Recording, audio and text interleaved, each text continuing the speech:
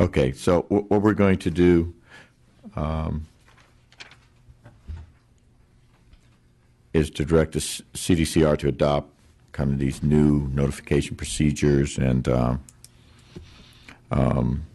ensure that the legislature is expeditiously made aware of and can have a meaningful input on similar issues, but more important, maybe you can come back to us with kind of a comprehensive plan of how you're resolving this, and maybe a little bit on the vacancy issue that we kind of talked about.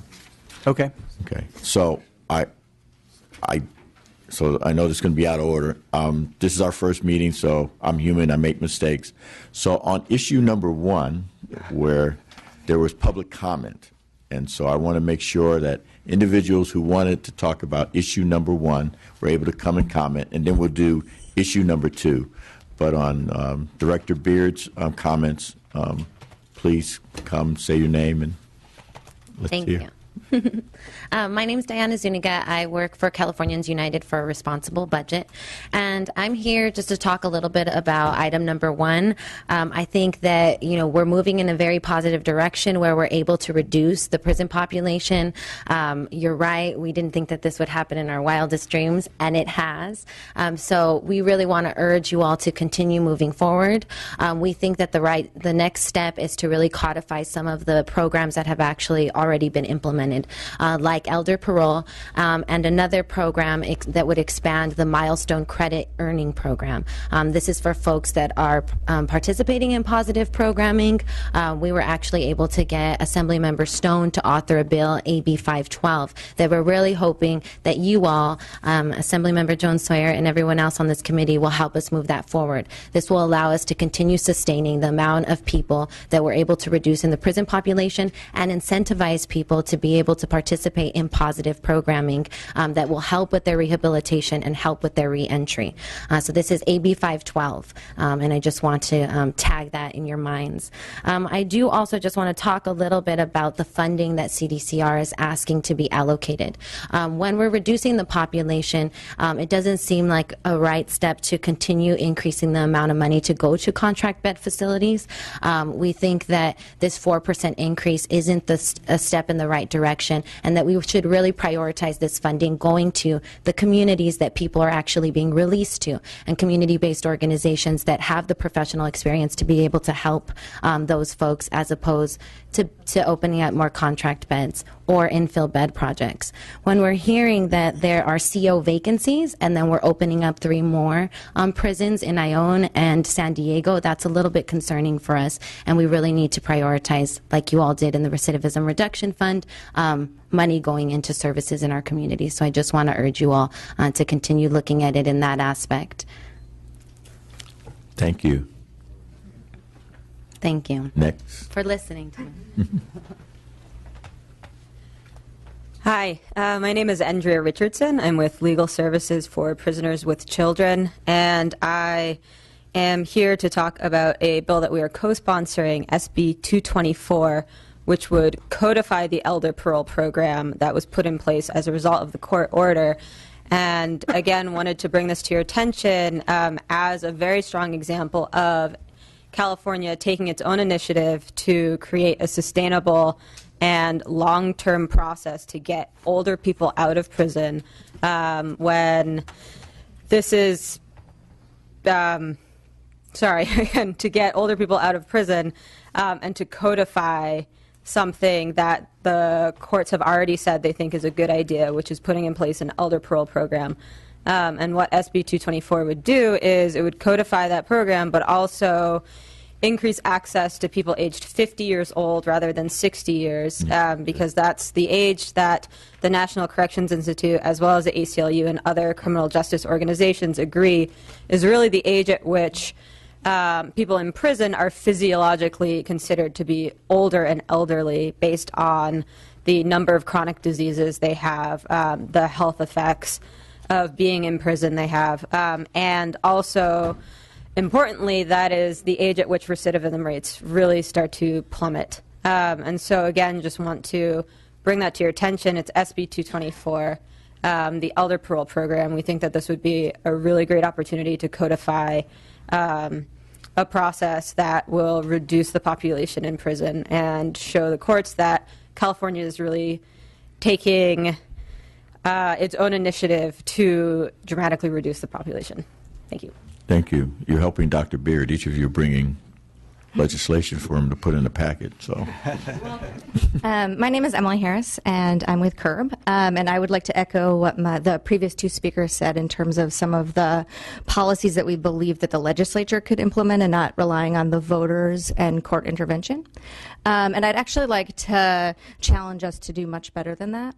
I heard the possibility from the Legislative Analyst's Office of the idea of the best way to save money is to close prisons. And I believe that how we can do that requires the legislature to get very serious about aggressive parole and sentencing reform measures that aren't just being pushed by the voters or by the courts. And part of that is going to be particularly a possibility for the Budget Committee to look at. So for those of us who've been working on legislation for a long time, we recognize that the 2/3 vote threshold prevents us from looking at some of the populations of people in prison who are there for decades, for very, very long sentences, and that we know if we were to try to pass some reforms to look at things like 3 strikes, we could do that through the budget, and we could be bringing home people who are spending decades in prison and really changing some of the types of measures that have resulted in people being in prison in California for a long time. And I hope that we could see some of those reforms coming out of this committee.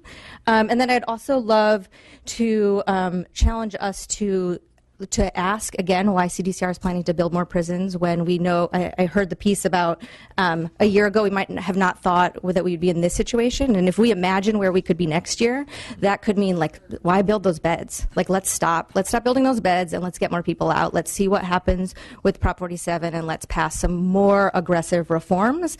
And we are happy to work with your offices. We've got a whole slew of legislative packages, so just look me up. Thanks. thank you. Good afternoon. Pete Wyerty with the California Partnership and the Health and Human Services Network. We're a statewide coalition of anti-poverty organizations, and we see the prison budget as a source of revenue for programs like child care, health care, affordable housing, and things like that. We were just in a hearing this morning about child care and early childhood education, hearing startling statistics about what happens to the brains of young people from 0 to 5 and how that impacts the entire state. So I was heartened to hear earlier today that the concept of closing a prison is one way forward, and disappointed to hear that in the governor's budget so far, and that there is a vision for building more prisons, investing more in the criminal justice system, and not a vision for investing in children, investing in anti-poverty programs. There isn't he's willing to go after a wall of debt and not willing to go after the wall of poverty. He's willing to invest in further expansion of prisons. So we'd love to see this legislature and this committee step forward and say, yes, here's our long-term vision. Let's close these prisons. Let's take those dollars, put them into anti-poverty programs. So the long-term vision of California is much healthier all around. So thank you. You're welcome. Craig Brown for the California Correctional Peace Officers Association.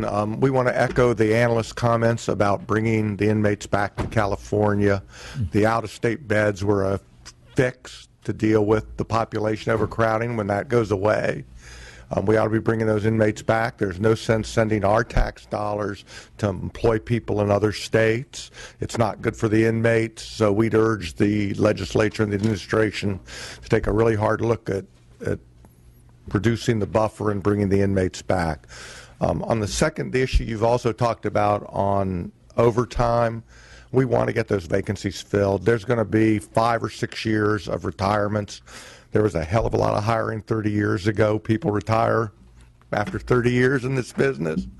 And we're prepared to work with the administration on expediting the academy and doing some other things in the training area to make it easier for them to get people through the system. Okay, thank you. And I think when we talked about working with CDCR on a comprehensive plan, it involves all of that. And it's a shock for us that these numbers are so good. And so you got to remember, a year ago, we were struggling with how do we meet the three-court judges' requirements. And so, yes, we were talking about and we were saying, let's build more prisons in state. And that was the priority and not out of state. And so that's why you probably see a lot of that now. Now we have to kind of do a complete turnaround on how we deal with this.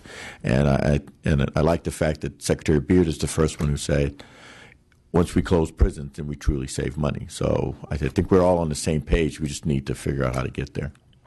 Thank you. And then is there any comment on issue number 2? Seeing none, thank you. You're done. Oh, did you I'm sorry. Any of my colleagues have any? Oh, Mr. Bigelow took up all your time anyway, so.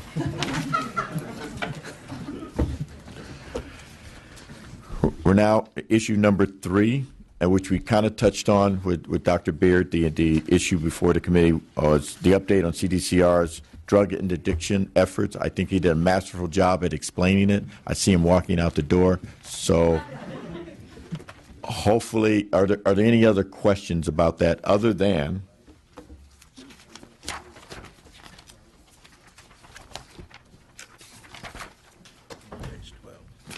the program you have now, the people who are involved in the program now?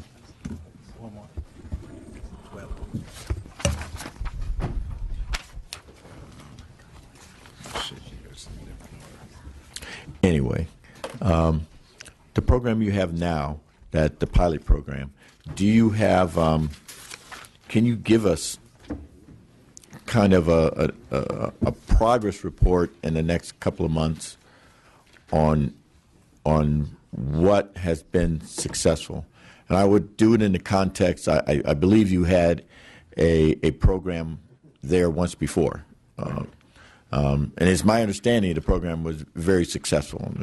And you're looking at me with a straight face. So I don't know. I wasn't there. So hopefully you had some success with that program. You're now broadening it. But I would like to get, and for the committee, we spent $5.1 million on this. And is there a way we can kind of get how that money was dispersed in expenditures? You know, what would you spend it on? For example, I think the first program may have gotten dogs out of shelters or basically dogs for free, and now these dogs are worth about $5,000 a piece. So what makes these dogs so much better than the $5,000 dogs? And or is that all up in training them and just kind of getting an idea of where we're going and how we're proceeding? And good afternoon. There is no 100% solution, right? But I would like to believe that we're working toward putting the best program. In the same way with the scanners. I've heard scanners from where they just touch your hands like you do in the airport to the one that swirls around when you're in the airport and does the full body scan. And so go for it. Good afternoon, everyone. Thank you for the opportunity to be here. My name is Connie Gibson. I'm an associate director with the department.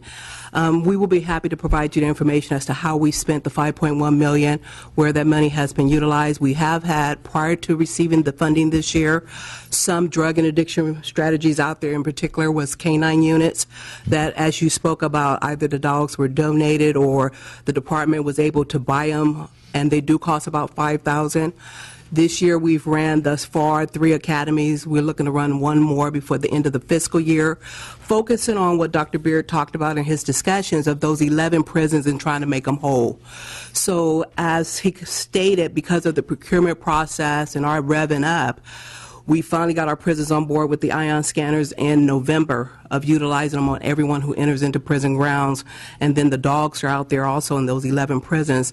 So we will be more than happy to provide you some statistical information as to what that looks like so far.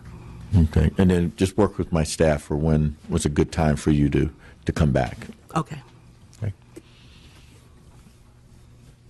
Department of Finance, or you don't want to talk about dogs or drugs? Okay. Okay, thank you. Thank you. Oh, I'm sorry. Members? Just Thank you, Mr. Chairman. Just going back to the drug testing. Yes. Just kind of focusing on the 23%, the folks who voluntarily participated, they test positive. I mean, the doors seem to be pretty broadly open on contraband getting in some way.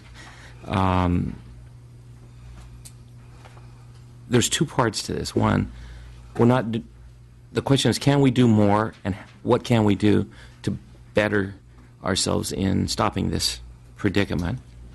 Maybe even more of a... I think what can we do better and what could we do more we can do.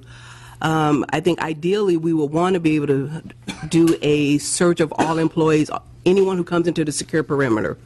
And that takes resources. It takes equipment. It takes staffing. And with the resources we were given with the funding we received this year, we're not able to run screening of individuals 24/7, which would be ideal. Additionally, many of our prisons are located in neighborhoods. And so what many of the prisons are challenged with is people driving down the main street and walking across the field and throwing large bags of cell phone or drugs over the fence for inmates to retrieve when they go out for outside yard crews and various other things. So there's different strategies that we're looking at as a department in regards to portable camera surveillance systems, some ground sensors that we can kind of target where our intelligence leads us to believe that they've created a pathway through, set your resources there, and it signals to our on-duty staff that somebody's out in that field. We've had the opportunity to work with Border Patrol and use some of their equipment down south, and we were able to see the pictures real clear of people walking behind the prison to do drops. So it's those kind of strategies, as the Secretary mentioned, that we're trying to explore on what can we do, because it has to be comprehensive. We close one door and they open up a window. And so it's that constant looking at how do we secure the prisons so that people aren't able to either throw it over our fence or smuggle it back into our prisons. So it's a challenge. And would you see potentially some significant cost savings to drug addictions and the treatments of drug addictions that would be, instead of that dollar spent there, you could be using that money over on the other side of the coin, preventing those drugs from even getting in there? That's just one question. And then at the end of the day, there's no ramification for any of this that's happening. There's no punishment. There's additionally added. So there's no slap on the hand, it doesn't appear. So how do we cover all the bases? Well, in regards to, and if an inmate is discovered either conspiring to introduce contraband or has a positive urinalysis result, that's an illicit substance, there is a rules violation report that he can get. And depending on what the appropriate charge is, he can lose between 60 to 90 days for a positive UA and a little higher for if he's found guilty of conspiring to introduce. So is that consequence. But I can let, I lost Ms. Tidwell, speak about the importance of treatment, because we recognize that also, that it's the other side of it. It's just not about, okay, we identify a person who may have a substance abuse problem and we hold them accountable for the behavior, or we're trying to stop drugs from coming in, but the treatment component is important too. Right, because it seems systemic. If we can't we can't ultimately address the issues within the house, how do we expect them to go out of the house and be productive and successful? Right. Millicent Tidwell, Director of the Division of Rehabilitative Programs for the Department. And the other side of the coin, as Ms. Gibson pointed out, is the treatment aspect for these programs. Because it's not enough to give someone a rules violation without providing them with the appropriate opportunities for treatment as well. So that is the other side of the coin of this expansion, is to take opportunities for treatment to all of our prisons statewide. So, we've implemented it in a couple of different stages with a single-level substance abuse treatment program that's 150 days in duration, and then also implemented several multi-level treatment opportunities that are based on an addiction severity index, which is a comprehensive assessment to determine the level of addiction. Not all people who bring drugs into treatment are addicted. And so it is incumbent upon us as treatment providers in our institutions to determine the level of treatment that's necessary and have those opportunities available for inmates. Well, so that's part of the strategy that goes along with the interdiction piece. Well, thank you. I appreciate that. Mm-hmm. And just a random thought.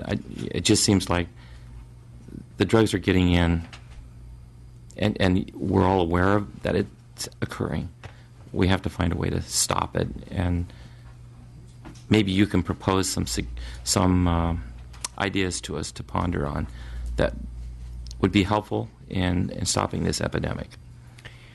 I would also like to add that as part of the interdiction piece and the treatment that is in prison, once we do have the opportunity to get them into treatment in the prison level, we also provide for that community aftercare piece of it as well for the people who are continuing out on parole. Thank you, Mr. Chair. Thank you. And you'll bring back something, and it's Dr. Beard that told me that when you release people, he's saying that a little over 20% of them are hot, which is, I guess, code for high, when they get paroled and out. And so evidently it's a real problem. And so hopefully you also bring back that the screening process is comprehensive. Right. And so whether your name is Dr. Jeffrey Beard, all the way down to the secretary who works with the doctor named Jeffrey who has a beard, everybody gets screened so they're not bringing in drugs, and we don't leave anyone out. And I want to make sure that I was clear, because maybe I was not clear. The process we have right now, out of the 11 prisons who are part of the pilot, 8 are utilizing the ion scanners. That ion scanner is being used on everyone. Good. So if I show up at one of those prisons and they're running that operation, I'm subject to scan. If the warden goes through that prison and he or she during that time, they're subject to scan. So we've got it up at 8 prisons. We'll have the remaining 3 up by mid-April, and anyone who comes onto prison grounds is subject to be screened. And so it is being applied across the board, it's a thing. So you've screened Dr. Jeffrey Beard. I cannot say that he's not in there when it's happened. I can say that many wardens have been screened, and so have I. Thank you very much. Thank you.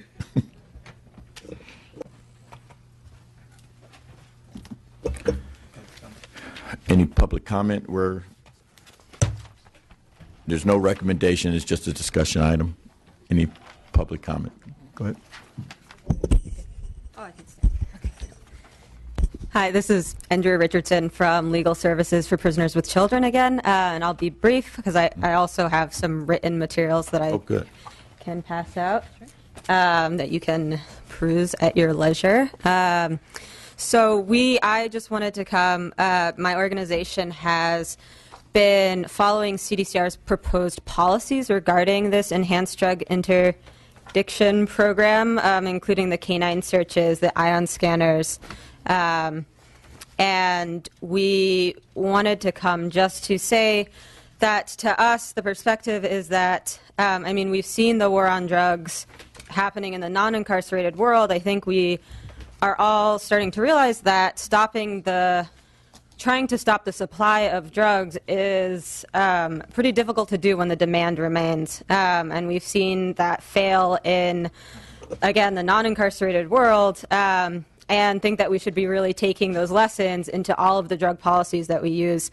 And instead of focusing on pushing more money into trying to stop drugs from getting into prison, why don't we start addressing the demand for drugs in prison and instead use that money, again, towards programming that's already been talked about, towards programming so that people have more to do while they're incarcerated, towards more reentry programming so that people aren't necessarily leaving prison high and continuing to get high and then getting rearrested and reincarcerated, and putting that money into substance use and substance abuse treatment programs, again, which was already talked about today.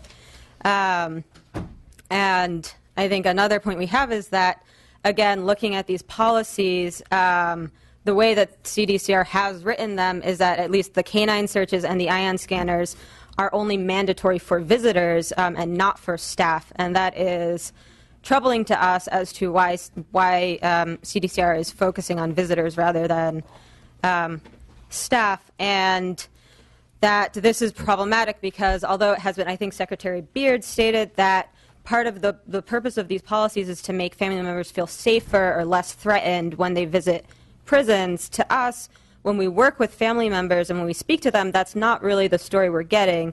The story we get is that the idea of being searched by a dog and possibly subject to a false arrest and also possibly subject to a strip search, which is how CDCR has written these policies again, which is that if you get a positive from a canine you're subject to being completely, you have to strip down naked and be totally searched by a stranger before you can see the loved one that you're visiting, and that this makes people not want to visit people in prison. And we know that visitation from family members and staying in touch with family members is one of the strongest predictors for successful reentry there is. So thank you for listening again. Thank you.